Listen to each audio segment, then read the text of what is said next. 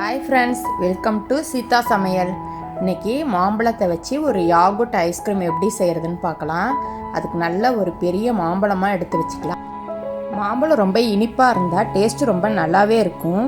முதல்ல மாம்பழத்தை சிறு துண்டுகளாக கட் பண்ணி ஒரு பெரிய பவுலால் ஒரு பவுல் எடுத்து வச்சுருக்கேன். அதற்கு என்னென்ன தேவையான பொருட்கள்னு பார்க்கலாம். தேன் 80 ml, கெட்டியான தயிர் 1.5 கப். இப்போ நம்ம எப்படி செய்கிறதுன்னு பார்க்கலாம். ஒரு மிக்ஸி ஜார் எடுத்துக்கலாம். அதில் முதல்ல தண்ணியே இல்லாத கெட்டியான தயிர் சேர்த்துக்கலாம். அது கூடவே 80 ml தேனையும் சேர்த்துக்கலாம்.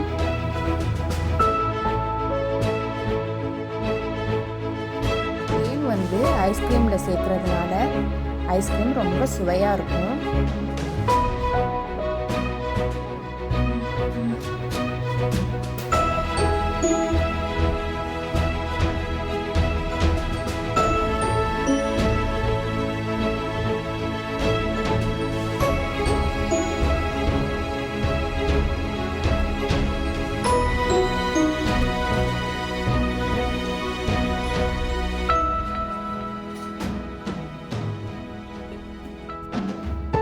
தயிர் தேன் இரண்டையும் ஒன்றா சேர்த்து மிக்ஸி ஜாரில் இப்போ நம்ம மிக்ஸ் பண்ணி எடுத்துக்கலாம்.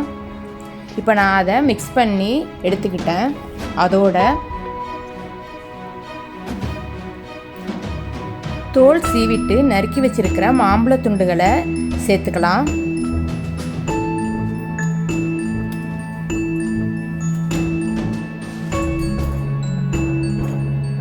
அரை மூடி லெமன் ஜூஸையும் அதோட கலந்துக்கலாம்.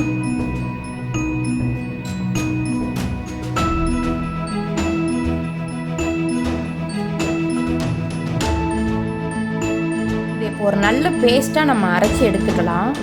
இப்போ இதை நான் மிக்சியில் போட்டு நல்ல ஒரு பேஸ்ட்டாக அரைச்சி எடுத்துக்கிட்டேன்.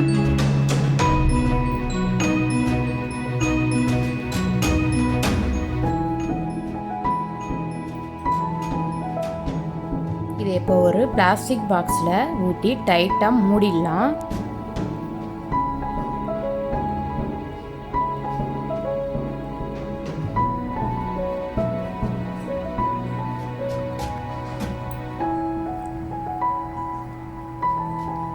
இதை ஃப்ரீசரில் ஒரு 6 hours வச்சுருக்கணும்.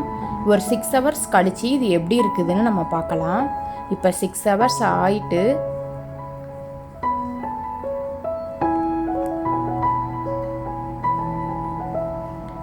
சூப்பராக ஐஸ்கிரீம் வந்திருக்கு.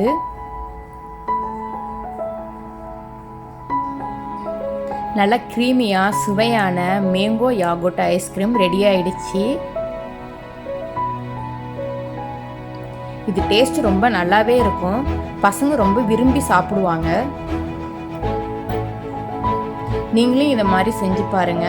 நன்றி, வணக்கம்.